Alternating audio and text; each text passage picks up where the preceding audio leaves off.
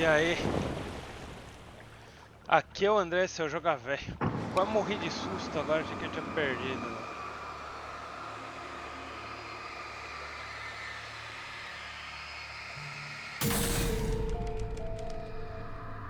Achei que eu tinha perdido o checkpoint, mas não, é separado.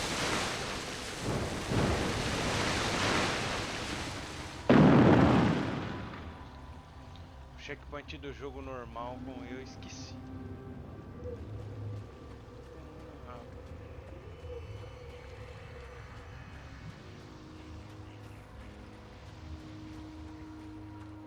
E aqui em cima, será que tem alguma coisa?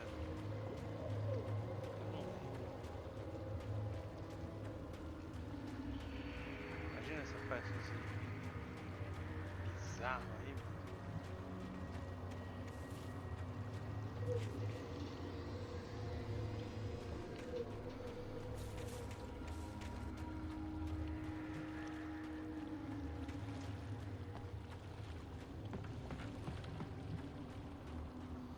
Porque os coletáveis eu já peguei todos aqui.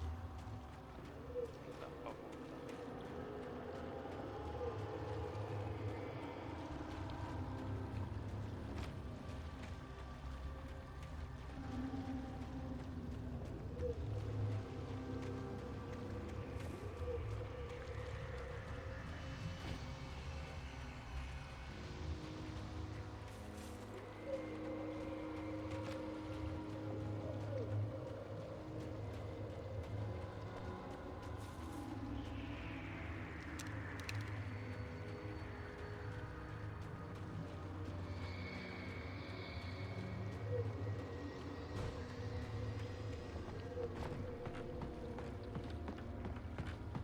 Hey, Al. Feeling kinda depressed here. What? So Zane's your new buddy now. I feel abandoned. This is ridiculous. You're not even real. That doesn't mean I don't have any feelings.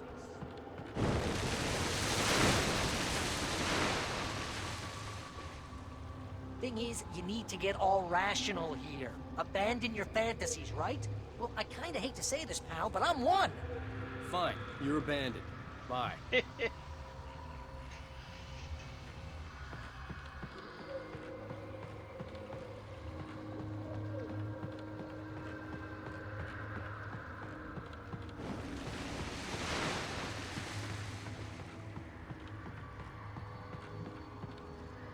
Al, what I'm saying is the only way you're getting in that cabin is through me. It's one of those kill your darlings things. Pior é que And hell, you're used to that, being shot. Right? It was in everything.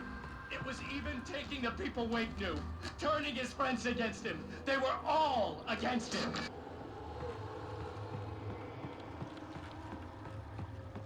What does it say about you when you're this desperate to keep yourself from getting better? Here we go! I'm earning the 15% commission.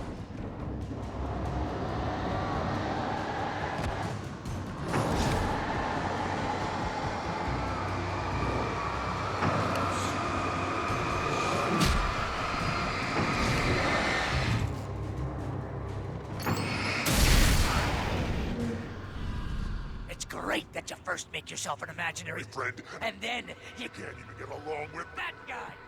People skills, Al! You're a master!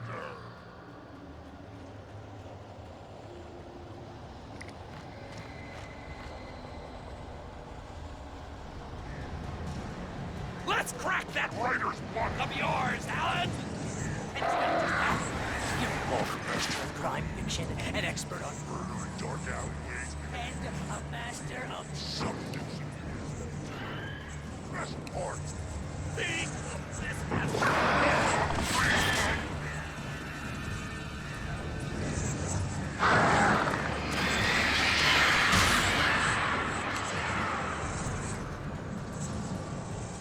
you'll make a great hunting trophy, my boy!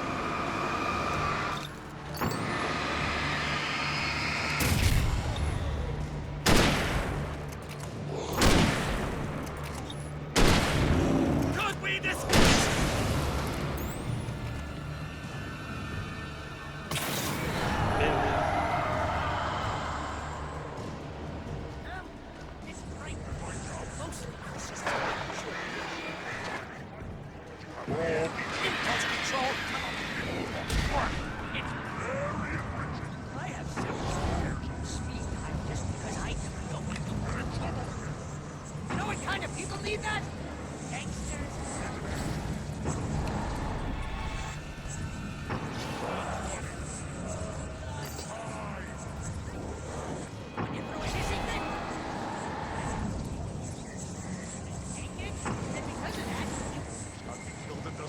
over.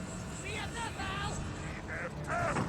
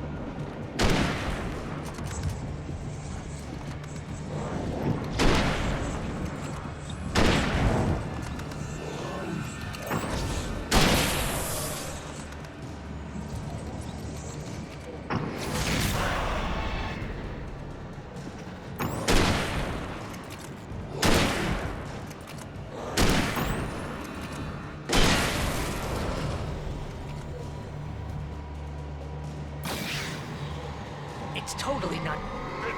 You have to literally pay Your best friend to hang out with you because. everyone else surely has.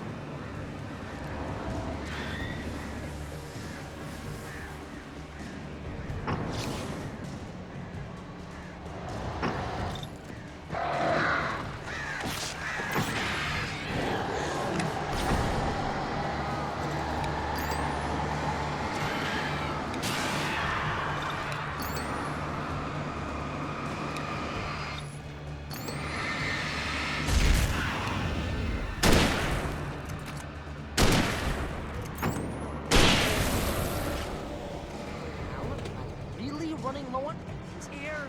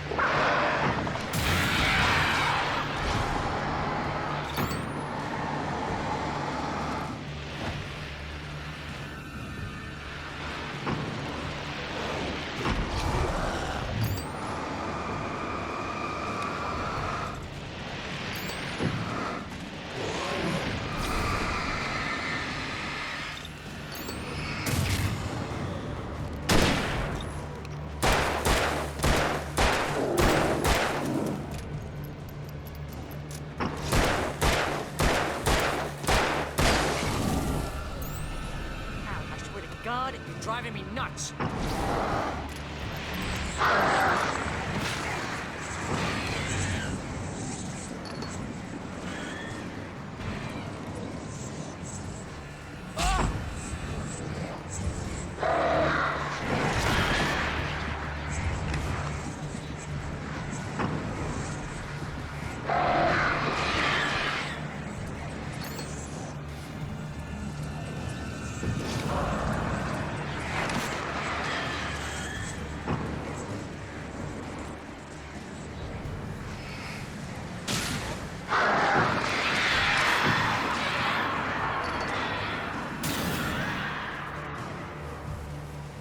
Cadê o parceirinho?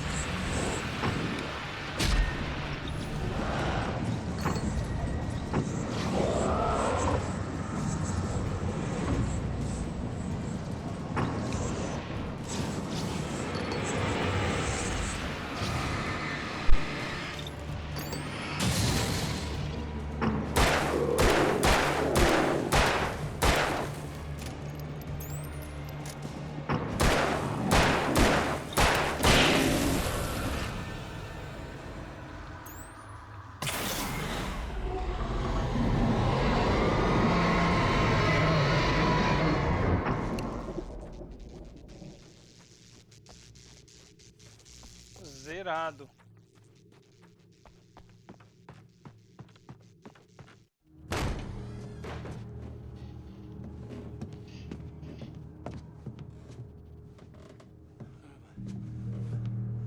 Why is this happening to me? It's too dark. Where am I? I can't find my way. Why is this happening to me? I can't find my way. It's too dark. Why is this happening to me?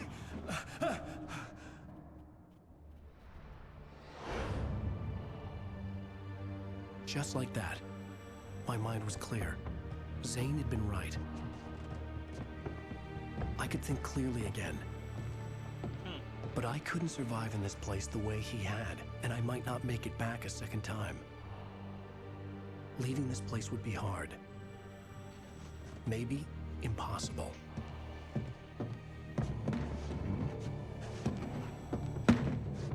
It wouldn't take much for my thoughts to stray again. It was too easy to get lost in the dark place. Before, I was ready to curl up and die. Let myself slip away. But here I was. The yet unwritten future waiting to unfold before me. A sequel to Departure. My name is Alan Wake, and I'm a writer.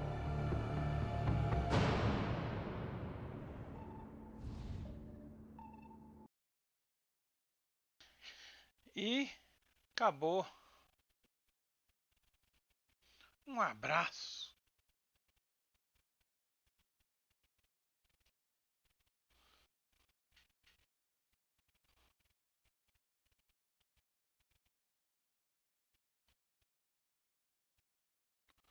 Acabou.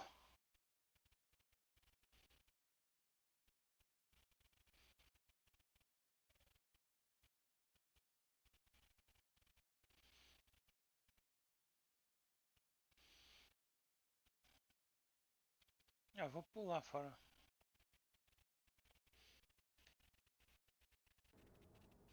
E agora?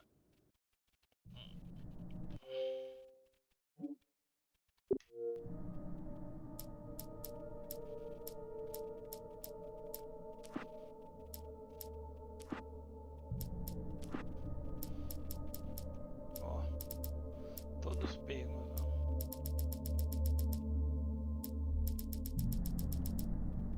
Departure by Alan Wake. Olha lá. Vou gravar aqui todas as páginas aqui. The man turned to face me. His face was covered in shadows. It was hard to make him out in the darkness of the forest that surrounded us, but the axe he lifted was plain to see. It glistened with the blood of his victim. He grinned madly. The shadows were alive, distorting his features. It was a scene from a nightmare, but I was awake. The Taken stood before me. It was impossible to focus on it, as if it stood in a blind spot caused by a brain tumor and eye disease. It was bleeding shadows like ink underwater, like a cloud of blood from a shark bite. I was terrified. I squeezed the flashlight like my life depended on it, willing it to stop coming any closer. Suddenly something gave, and the light seemed to shine brighter.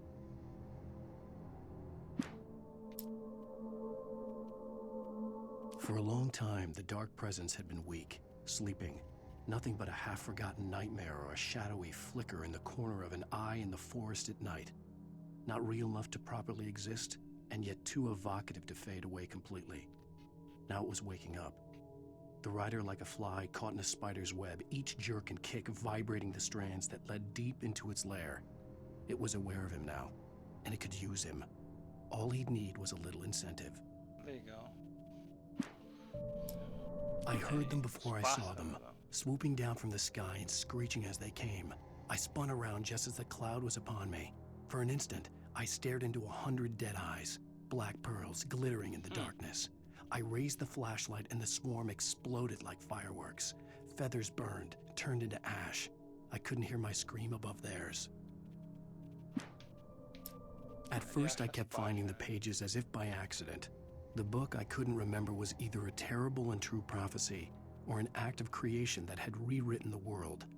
I began to hunt the pages feverishly, for they held the answer to the mystery. With it, I could save myself.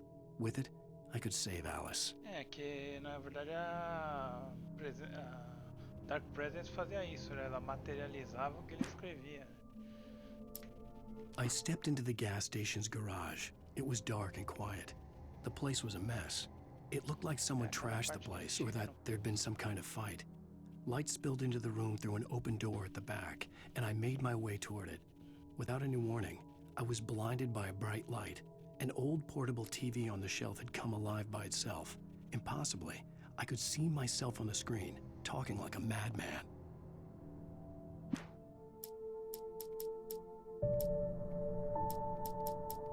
The cabin on Cauldron Lake? She asked. The sheriff looked at me suspiciously. The early morning light flooded through the office windows. I would probably never have gotten out of the woods alive without her help, but I couldn't tell her the truth of what I'd faced the previous night. She'd think I was lying or crazy. She'd lock me up, and she wouldn't help me find Alice.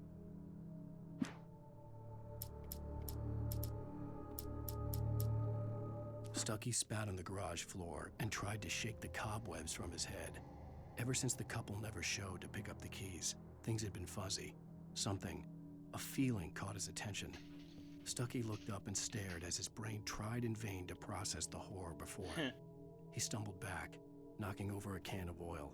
A black pool spread across the floor while he struggled for a brief moment, then let go as the unrelenting darkness engulfed him.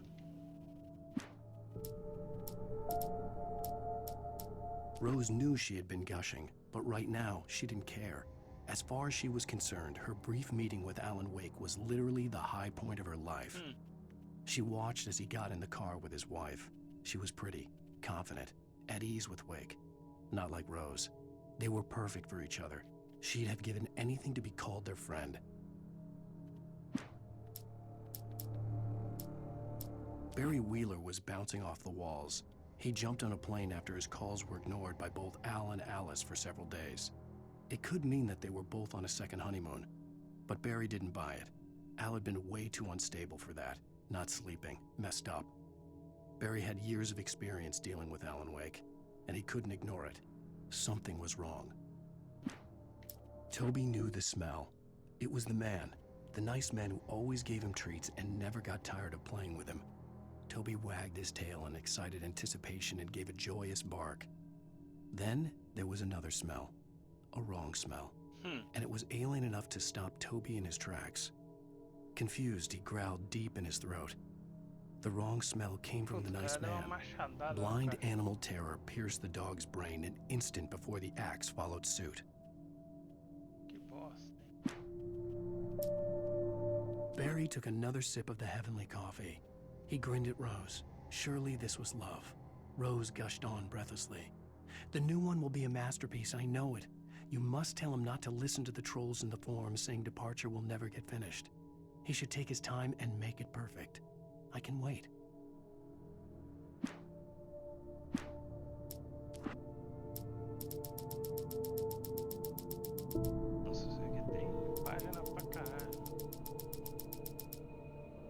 It's true what they say about the fall and the sudden stop at the end. I'd lain here in the snow while the lurid chain of scenes that had led me here kept playing in my head. A rerun of my own private snuff movie. A memory of my corpse. Alone at my own wake. Thinking in metaphors again. The femme fatale was gone. Only a sour taste remained of the kiss that killed me. This was a late goodbye. 13 years after I'd gotten my revenge, it had finally caught up with me. It had been a long time to bear the pain. My blood painted the snow red. A gruesome slushy dissolved all the scattered painkillers and leisurely dripped down to the sewer, mingling with the bile of the city, becoming one with it. I can see them now, my wife and my baby. Honey, I'm home. In In spite of its human mask, to describe the dark presence as intelligent would have implied human qualities on something decidedly inhuman. Nonetheless, it found the one spot in the diner that was dark enough. Some light spilled into the corridor, ravaging it. But it took the pain. Horrible as it was, the writer would soon fix that. He would be coming to the one place where it still had power. The kidnapper fired his gun one last time, and the shadow vanished into the darkness it had come from. See? Nothing to it, Wake. The thought of Alice in his hands was revolting. We stood on the wooden platform of Lover's Peak, the waterfall on the mountain behind us, the lights of the radio mast blinking red in the heights above. I fought with the urge to take a swing, force myself to speak. Let's cut the act now. Where's my wife? Alice looked through the viewfinder, lining up the shot. Cauldron Lake was breathtaking. Something caught her eye. A figure standing in the shadows behind the cabin, like a thin woman in a black dress. She lowered the camera and looked again. No one there. Just a collection of bushes that looked vaguely human-shaped. She shook her head and laughed. Barry had never gotten along with Alice, but he knew Alan loved her with an almost frightening intensity. And now something had happened to Alice. And here was Al armed with a gun and saying things people got put in padded cells for. It was as if his friend had experienced a massive psychotic episode and was now totally disconnected from reality. It scared the shit out of Barry. The air in the visitor center was heavy with an awful smell, as if some rotten drowned thing had crawled up from its grave. Rusty kept coughing blood. My eyes were drawn to the twisted shape of his broken leg. The attack had been vicious. Max whined in his cage. Rusty's eyes were wild with fear and terror. He gasped. Mr. Wake, it happened just the way it was on that page. É o Rusty é o cachorro lá. Tava com o guarda florestal, né?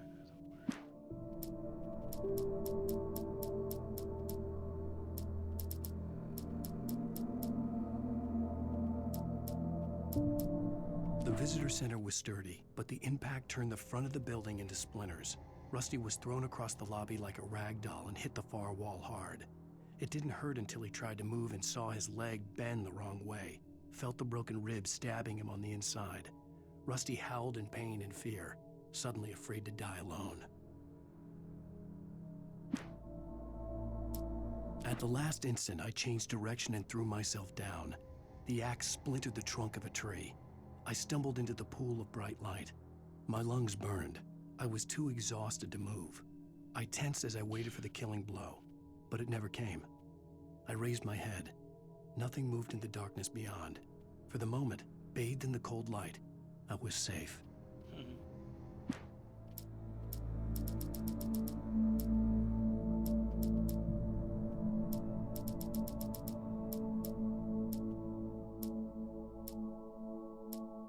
In that last instant of consciousness, Rusty thought about Rose.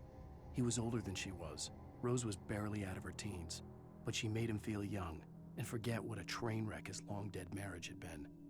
He still wore the ring. He'd been waiting for her to tell him to take it off. Now she never would.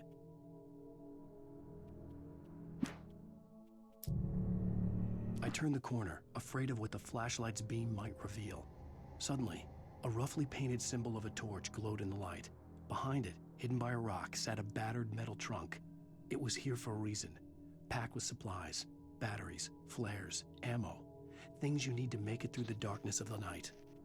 Something left behind by someone who knew what I knew, and more. É a véia lá, né? Deixava essas...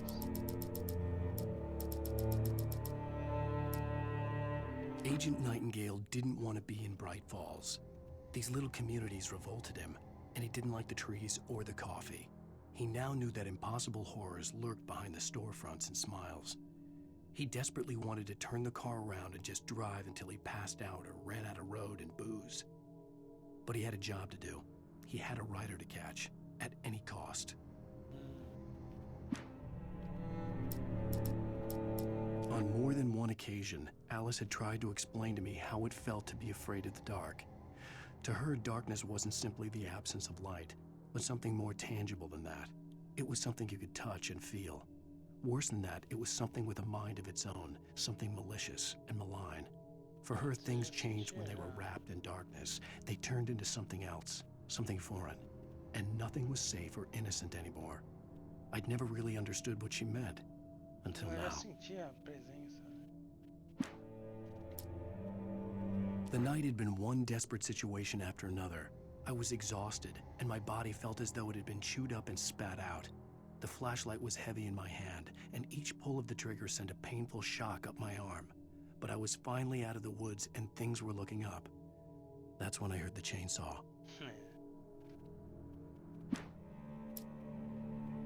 When Barry saw the darkness attack the visitor center, it made him a believer.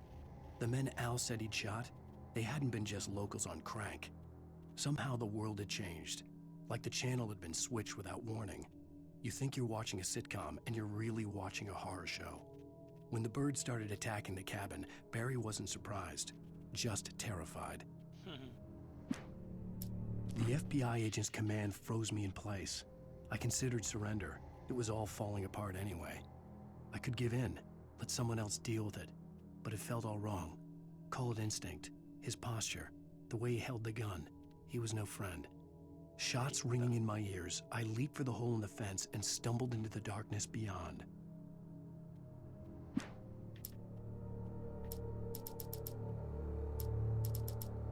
The dark presence had touched the girl to lure the rider into a trap. Now it was night, and he lay helpless, drugged, lit only by the flickering of the TV screen filled with static. Shadows coalesced in the room as the dark presence leaned close to the rider, ready to touch him again. Back to work, boy.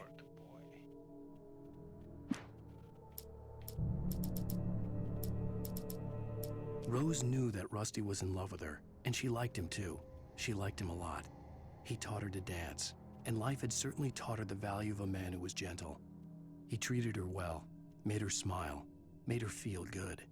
But Rusty wasn't the prince of her dreams, and that tended to underline the unbearable truth. She was no closer to that Hollywood magic than he was. Nobody in Bright Falls seemed to know where Al was, but Rose, the waitress at the diner, had seen him. From what Barry could tell, Al pretty much fell off the face of the earth when he left the diner. Rose was just the kind of fan that Al hated, but she really tried to help. She was smart too, knew a lot about what was going on in the town, knew a lot about Al, even knew who Barry was. Barry liked her. That was no big surprise. When it came to women, Barry and Al rarely saw eye to eye.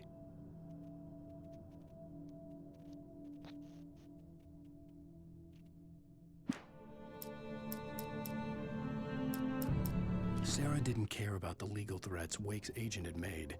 She let Wake go without argument, because there was something about him she couldn't quite put her finger on, something that reminded her of her father. She didn't think Wake would hurt his wife. Then she thought about the way he waded into Hartman, that hair-trigger rage flaring up without warning.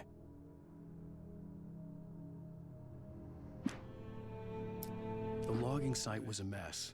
The modular office had been pushed off the cliff.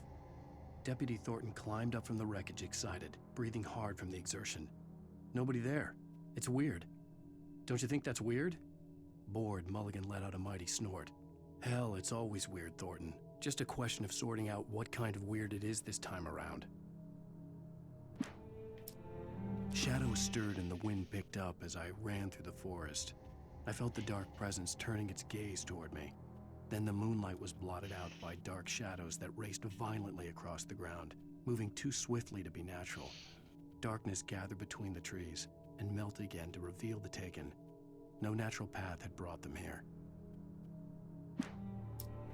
There was no misunderstanding. Cauldron Lake was where Alice and I had stayed, but there was no cabin and no island. I was missing a week. What had happened to me? What had happened to Alice? I had to get her back. I couldn't face life without her.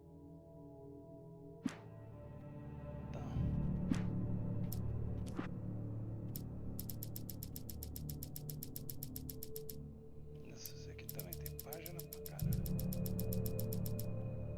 Mr. Randolph liked Rose. That little smile she had. How she was still sweet when life had tried so hard to make her bitter. It wasn't any of his business what she did in her trailer. But those strangers, the writer and his smart-ass sidekick, Looked like trouble, and they'd been in there for hours, way past her normal bedtime. He reached for the phone and called the sheriff's station.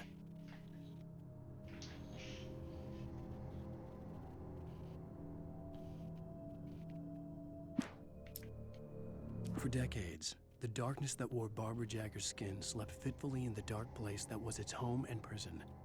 It was hungry and in pain. It dreamed of its nights of glory when the poet's writing had called it from the depths and given it a brief, terrible taste of power and freedom. The rock stars had stirred it from the deep sleep the poet had sunk it back to in the end. When it sensed the writer on the ferry, it opened its eyes. Ah, foi assim que a presença escura acordou. Nightingale stared through the broken studio window into the dark woods. He turned around, started to walk out, but Maine grabbed his arm. "Young man, you almost shot me. You don't shoot off rounds at people like that. What's the matter with you?" Nightingale shook his arm free, marched out. His cheeks burned with rage and humiliation.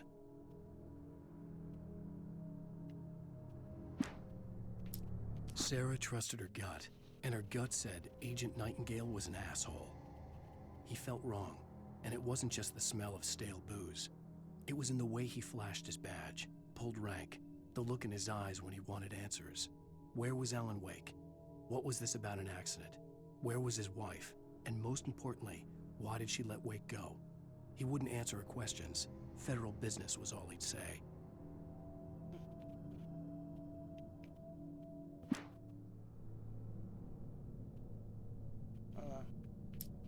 The pipe wrenched itself loose from the bridge's steel framework. Wrapped in darkness, it floated in midair, twitching. For a moment, I didn't understand what I was looking at. The heavy object lurched at me with impossible force. I threw myself out of the way, but just barely. When I turned my flashlight on it, it shook in a dark rage before it flew at me again. I slammed the door shut right in his smug face. He pleaded for me to open the door. True to form, the asshole actually thought I would obey. I had no sympathy left, no guilt either, not for him. I took a moment to savor the scream. I bet I had a smile on my face. It was all that I had time for. The dark presence was inside the lodge with me. The darkness surged towards me, sucking everything loose from the ground into its depths, tugging at my clothes. I saw the flare the kidnapper had dropped and threw myself towards it just as I felt my feet leave the ground. The darkness embraced me with the force of a tornado. Somehow I managed to light the flare. The darkness roared and cast me away. I fell toward the dark waters of the lake far below.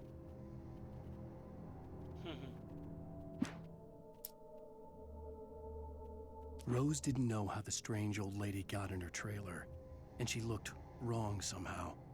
The woman showed her teeth in an approximation of a smile and traced a finger down Rose's cheek. "Pretty girl," she said.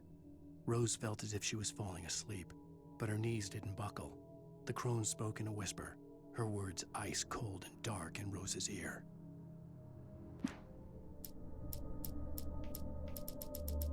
Caralho. Capítulo grande esse. Touched by the dark presence, Rose was lost in a dreamland where everything was drawn in black and gray crayons. The old lady had promised her that all her wishes would come true. She would be Alan Wake's muse. She was smiling so hard it hurt her face. She crushed a bottle full of sleeping pills into the coffee. Deep down inside, she was screaming in terror.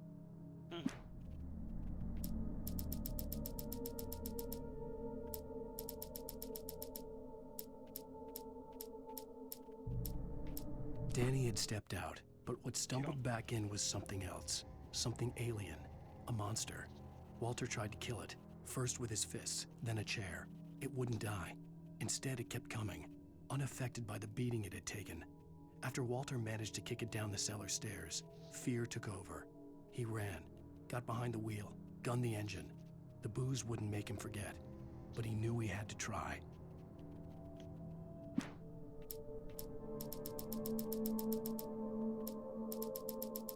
E agora é a parte que ele briga com o bulldozer. The bulldozer's engine roared to life. Mud and rocks flew as it fought for traction. It crashed through the concrete wall and landed heavily in the yard. If it were an animal, it would have shaken its head after the impact, fixed its eyes on me and charged. Of course, it had no head nor eyes. Shadows crawled on its form, twisting it into a monster. Then it came for me. Even after all this time, hearing the Night Springs theme caused a surge of conflicting emotions in me. It'd been my first real writing gig. Barry had known a guy who knew a guy, and suddenly I'd been a semi-regular writer on the show. I'd always been ashamed of the job. Felt it was trash. I'd wanted to be an artist, a novelist. I'd been naive back then. It had taken a long time to learn to be proud of the work.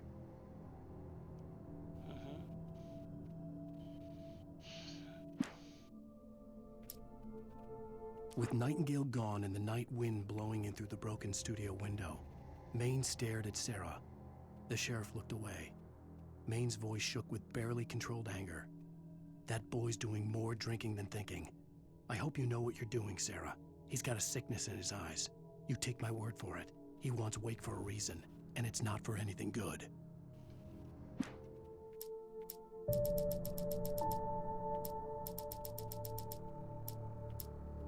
When Thomas Zane fell for Barbara Jagger, it happened fast. She was young, vibrant, and beautiful, full of life. He had never been a very happy man, and without any seeming effort, she had changed all that. Zane felt good for the first time in his life. Everything she did was another piece of a jigsaw puzzle he hadn't even known he'd been missing. And best of all, she made the words flow, strong and sharp.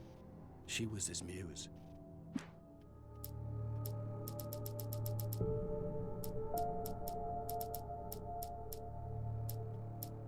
Some of the taken retained echoes of their former selves, but these were just the nerve twitches of a dead thing. Nothing remained but a shell covered and filled with darkness. In most cases, these puppets were enough for the purposes of the dark presence. But for anything more elaborate, as with the writer, it was different. It needed his mind. And so rather than taking him over completely, it merely touched him.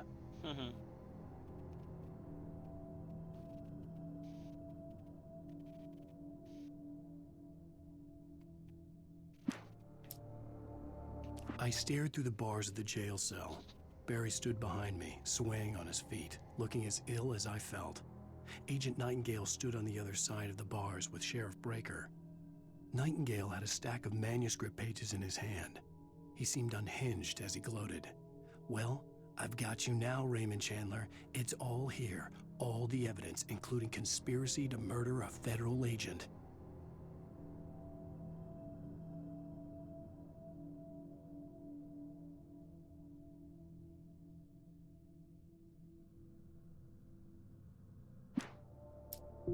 Things were never as simple in real life as in fiction. I had lost count of the times I had wished there'd be a clear reason for my writer's block. Something to fight, something to lash out on. There wasn't. I was filled with doubt. I was nothing like the hero in my books. Alex Casey had gone through his life with single-minded determination, never wavering from his goal. Even now, I was angry at myself, angry at Alice, angry at Barry. I was fumbling and I had no plan.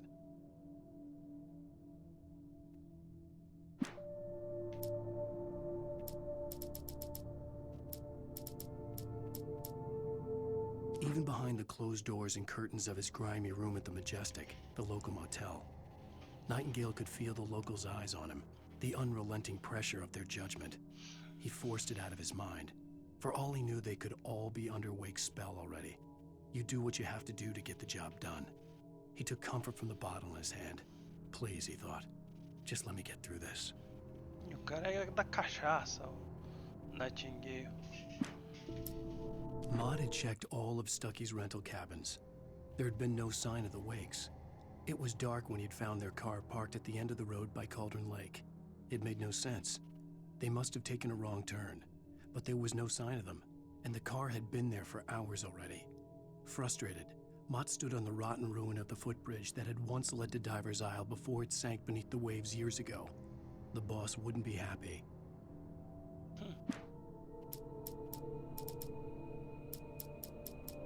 I tried to hold on to Alice, but her form melted away. I was losing control. Dr. Hartman stood in her place. I wanted to hit him, but my arms were jelly. He smiled. It was a reassuring smile, and I hated him for it. I had to give you a sedative. Don't fight it. You went through another rough period. Right now, it's very important that you stay calm. We don't want you to have another episode. You're a patient at my clinic. Have been for a while now. For Mott, spying on the writer on the ferry had been a disappointment. His boss had made Wake out to be something special, but Mott hadn't been impressed. He'd gotten a good long look at the wife, though, and he liked what he saw. Mott had fantasized about goading Wake into a fight, but it hadn't happened. Still, he'd get his chance to see if the writer had anything in him. He'd been promised as much.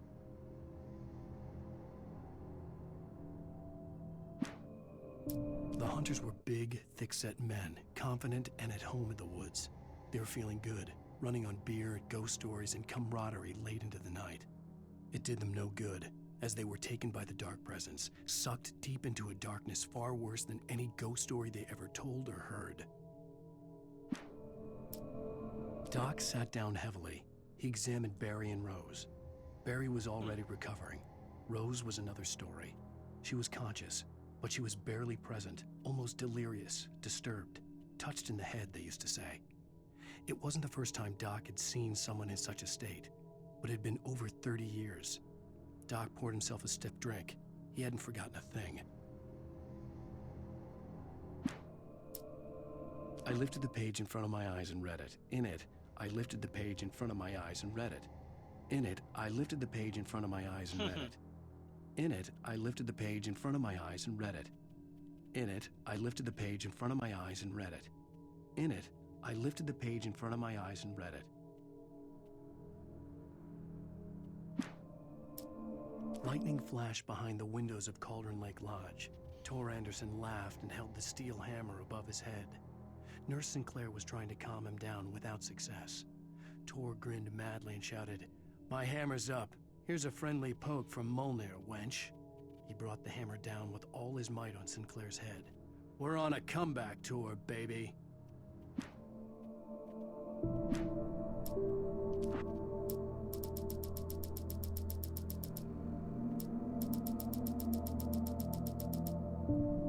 Zane could feel the poems, taking form, shaping things. As he experimented, he imagined he could almost feel the power surging through the keys of the typewriter. It exhilarated him. But there was fear, too. If not for his young assistant Emil, he would have given it up. But Emil convinced him otherwise.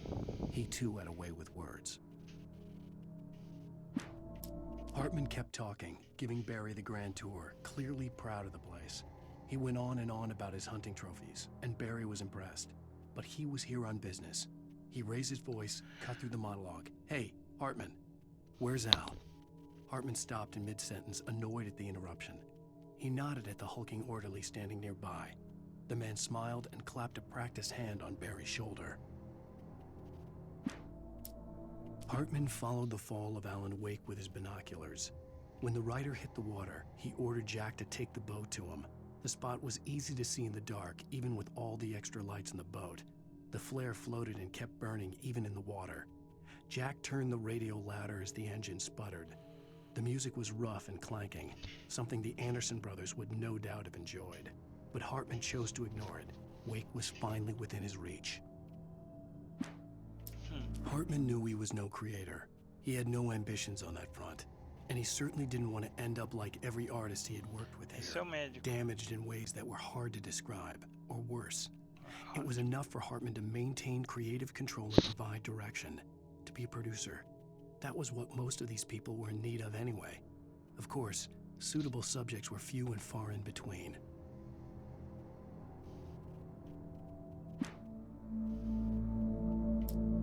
I stared at the Viking paraphernalia that littered the area, surrounding an unlikely centerpiece. A full-size stage complete with an impressive sound system with all the trimmings, Essa including parte the é legal, dragon. né? It took a special kind of crazy to build something like this in a remote field.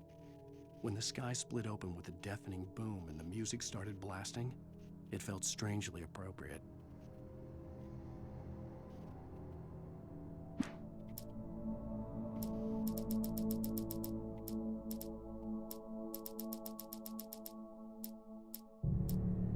For the moment, Barry was was just glad he had survived the fall. He had been separated from Al, and there was no easy way to climb back up. He told himself he'd be okay in the gloomy forest at night.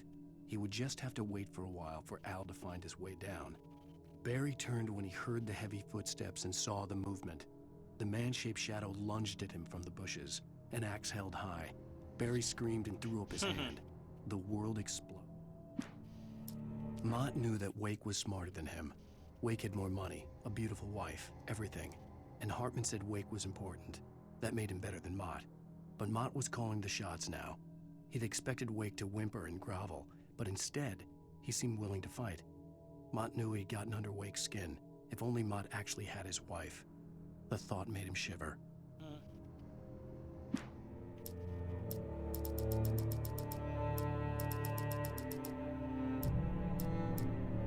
Hartman wasn't happy. Mott could see it in his eyes. He quickly lowered his own. He had made a mess of it, and he knew it. The shame of failure was hard to bear. He hadn't expected Wake to say he needed more time, and he blurted out 2 days, less than Wake had asked for to show him who was in charge. But that wasn't part of Hartman's plan. Hartman hurried down the corridor. He had disliked leaving Wake when he was surely at his most susceptible to therapy. But this was not an ordinary storm. Wake had been writing, and he had woken something up in the depths of the lake. Now, it was coming for him. Hartman had naturally prepared for a situation like this. The idiot brothers would keep Wake distracted while Hartman double-checked everything, just to be sure.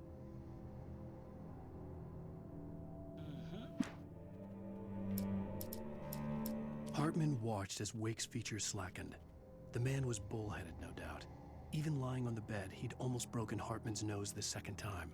But with a little time, he could break Wake down, give him proper direction. Wake was easily the most promising subject he had had. Well, since Tom, really. "Sleep well, Alan," Hartman whispered with a smile. "Let me take care of you." He sniffed hard to clear his throbbing nose, swallowed blood, and barely tasted it.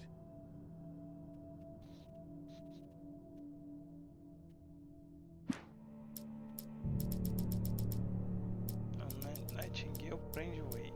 Agent Nightingale stared at the passed-out rider. The man was sleeping off one hell of a night.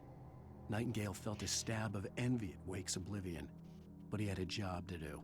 He put the gun to Wake's head and almost became a murderer.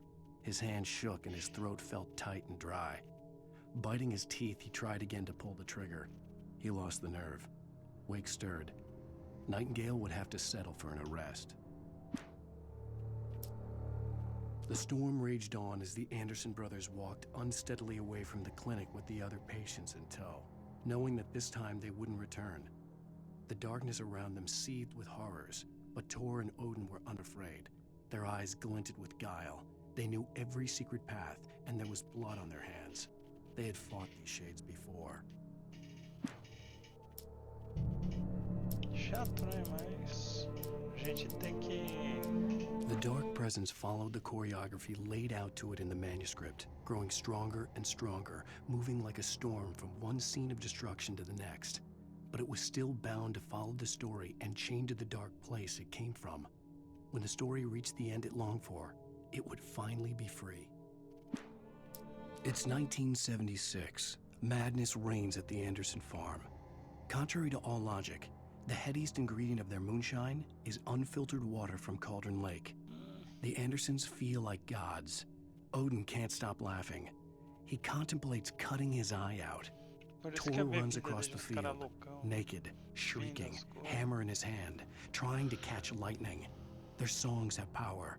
Something ancient is stirring in the depths, coming back. Again, Alice's screams rang in the stillness of the night. I saw myself run toward the cabin, flashlight in my hand. I followed my past self. I was an out-of-body observer, a time traveler in a crazy drunken dream. This was the beginning. The night Alice had disappeared. The mystery of what had happened during the missing week was about to reveal itself.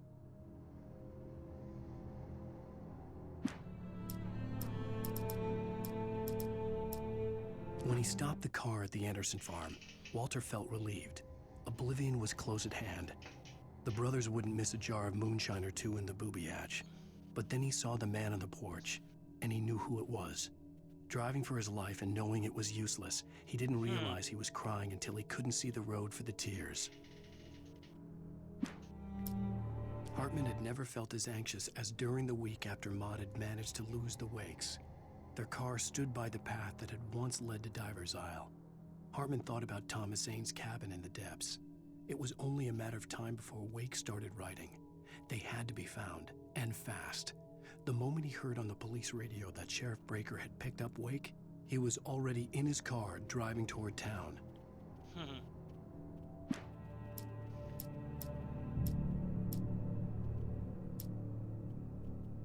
Hartman had never felt as anxious. For a moment, Hartman considered strangling the idiot. Mott was mean-spirited, but easily manipulated, an emotional infant who lived for his approval. Wake, by contrast, was a far more difficult subject. Mott had given him too much leash. In 2 days, who knew what could happen? Hartman would have to find a way to rein him in, and quickly. Deputy Mulligan tuned Thornton's chatter out. He didn't think writers were particularly useful people, and a huge manhunt for one struck him as idiotic. Certainly not worth the missed opportunity for coffee and pie. It wasn't even clear what the man had done, except run from them at the trailer park. Mulligan knew he wasn't alone. The sheriff's patience with the Fed was running out. As the deputies hauled Wake and Wheeler away, Agent Nightingale eagerly examined the stack of papers Wake had been carrying. It was incomplete, a collection of random pages, but there was enough. He saw his own name in there, among others. His hand shook with emotion. Finally, it was proof. He had been right all along.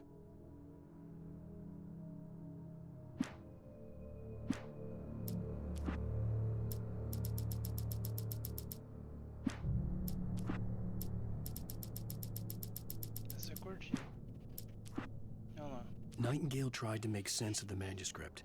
It was disjointed and strange. He didn't understand half of it, but it all rang true. Impossibly true. He took out his hip flask when he reached the page that described how he reached the page that made him take out his hip flask. It wasn't the booze that made his mind reel. Nightingale felt the situation veering out of his control, but the gun at least felt steady in his hands. He was ready to fire, resolved that he would let this happen over his dead body. And yet he hesitated. He had seen this moment before, read it in the page. He was transfixed by the déjà vu and the horror that he was a character in a story someone had written. Then the monstrous presence burst in behind him and dragged him into the night.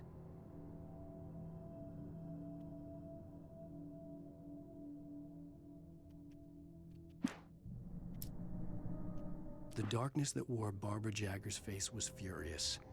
The story in the manuscript had been making it stronger all the time, but now the light had set the writer free and hurt it, weakened it. It was only a matter of days before the dark presence would be strong again, but meanwhile, it would be difficult to recapture the writer. Cynthia Weaver worked hard, following her obsessive rituals, sometimes fighting them, always giving in to them in the end. She haunted the halls of Bright Falls abandoned power plant. She marked her caches with light-sensitive paint that could only be seen by eyes that had been touched by darkness and saved by light like she'd been. She was preparing defenses and supply lines for the war she knew would come. The war between the forces of light and darkness.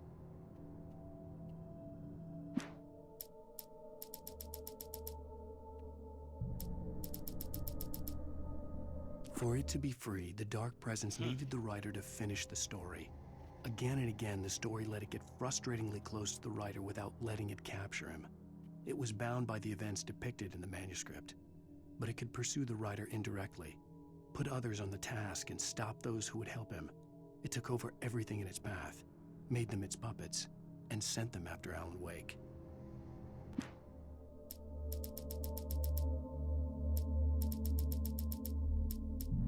Alice had screamed until she had no voice left to scream. Around her, the darkness was alive. It was cold and wet and malevolent and without end. She was a prisoner, trapped in the dark place. The terror would have burned her mind out, but one thing made her hang on. She could sense Alan in the dark. She could hear him. She could see the words he was writing as flickering shadows. He sensed her too, He was trying to work his way to her. Barry was in his element, making calls, making things happen, even if he didn't entirely know what those things were. He wouldn't let the hot sheriff chick down. Even if every noise he heard from outside, and he heard plenty, made him jump. He had only paused to text Al a message, told him to hurry up. Suddenly, Barry froze in mid-dial. A window broke somewhere in the building, and then the lights went out.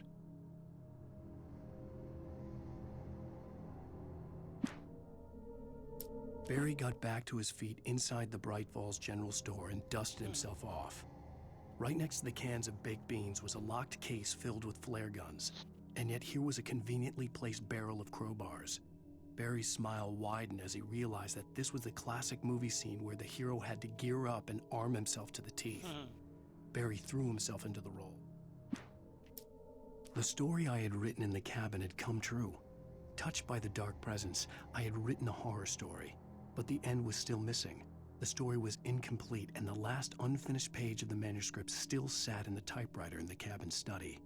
If I could get back there, if I could read the page, then I could write my own ending to this story and see.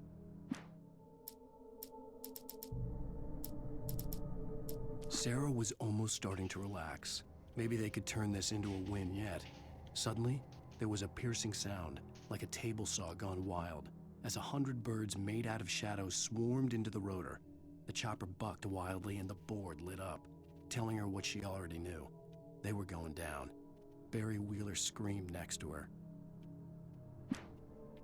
Thomas Zane knew he had to remove all that had made this horror possible, including himself.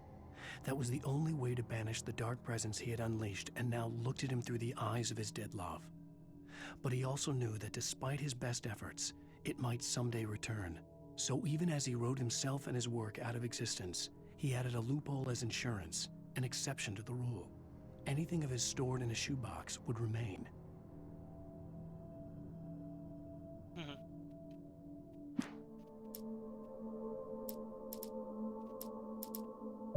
Making her way through the water pipe alone, Cynthia was angry at the writer. Foolish young man, taking unnecessary risks. And the way he broke the rules. Didn't he understand what was at stake? Since the terrible days in the 70s, she hadn't wavered once, as hard as it had been. She was tired of protecting the town all these long years, and now only wanted to rest.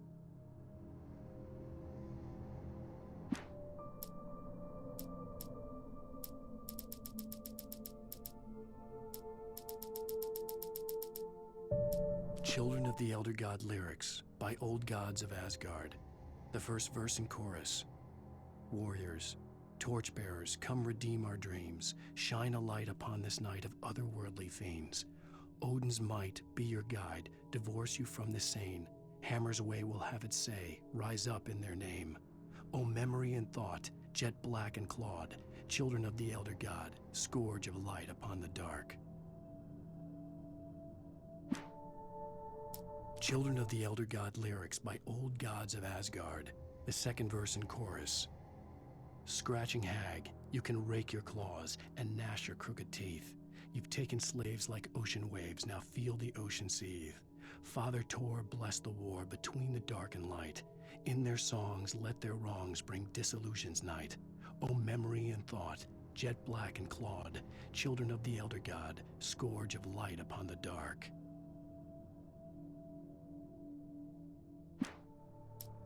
The Poet and the Muse, lyrics by Old Gods of Asgard, the chorus. And now to see your love set free, you will need the witch's cabin key. Find the Lady of the Light, gone mad with the night. Find the Lady of the Light, still raving in the night. That's how you reshape destiny. Lady of the Light, parceirinha. The dark presence was no longer trying to capture the writer so he could create the ending it wanted. The writer knew too much. He was too strong. And he carried a weapon left behind by Thomas Zane, something that could hurt it.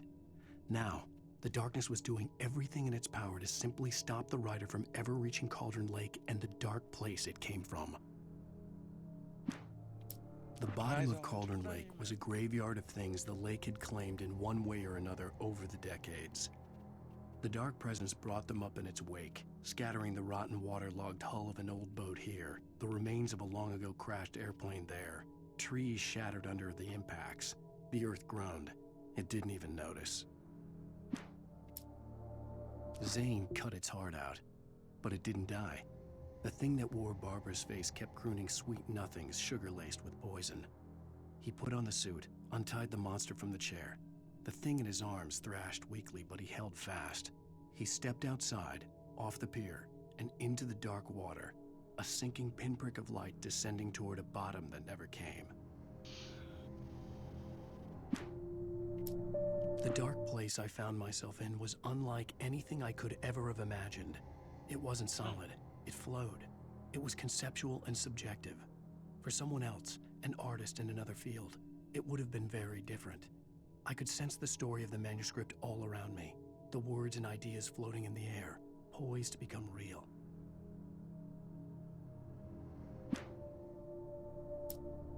After Zane had gone, I stood alone in the shifting dream that was the dark place. I had to find a way to the cabin.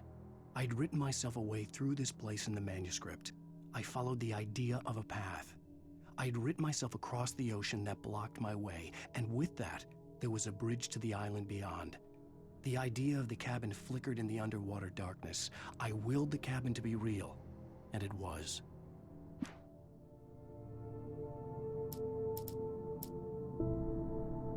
In the end, Barry wasn't going to shoot Sarah. They both knew that. Once she had no chance of catching up to Wake, Barry gave up the gun and sat down on the floor, shielding his face from the merciless glare of the well-lit room. "I don't think I'm ever going to see him again," he said in a weak voice. Sarah didn't have it in her to be mad at him. Besides, he was probably right. I'd first heard the poem in a dream, recited by a strange UFO-like light. I'd read it again in the cabin in a book by Thomas Zane. For he did not know that beyond the lake he called home lies a deeper, darker ocean green, where waves are both wilder and more serene. To its ports I've been, to its ports I've been. The Poet and the Muse, lyrics by Old Gods of Asgard, the first verse. There's an old tale wrought with mystery of Tom the poet and his muse, and a magic lake which gave a life to the words the poet used.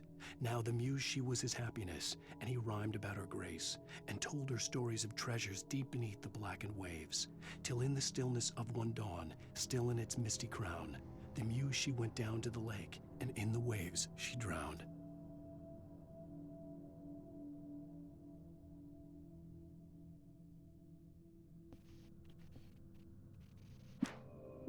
The Poet and the Muse, lyrics by Old Gods of Asgard, the second verse. The poet came down to the lake to call out to his dear. When there was no answer, he was overcome with fear. He searched in vain for his treasure lost, and too soon the night would fall. Only his own echo would wail back at his call. And when he swore to bring back his love by stories he'd create, nightmares shifted in their sleep in the darkness of the lake. The Poet and the Muse, lyrics by Old Gods of Asgard, the third verse. In the dead of night she came to him with darkness in her eyes, wearing a morning gown, sweet words as her disguise. He took her in without a word, for he saw his grave mistake, and vowed them both to silence deep beneath the lake. Now, if it's real or just a dream, one mystery remains, for it is said on moonless nights they may still haunt this place. Ok. Vamos ver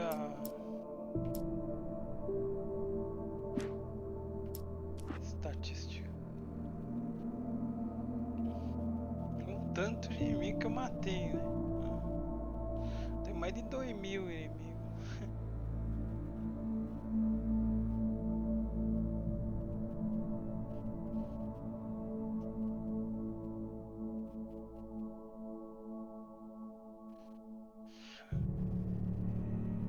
Tudo completinho. Os coletáveis, né? Vem ver os achievements. Faltaram alguns, ó. Geralmente é tudo de tempo, ó. É tudo de exigência, ó. De chegar, é de coletar as paradas, tá tudo feito. Tá? Então, próximo jogo vai ser, se tudo correr bem com o Play 3, o Spec Ops The Line. Vai ser no sábado. Falou.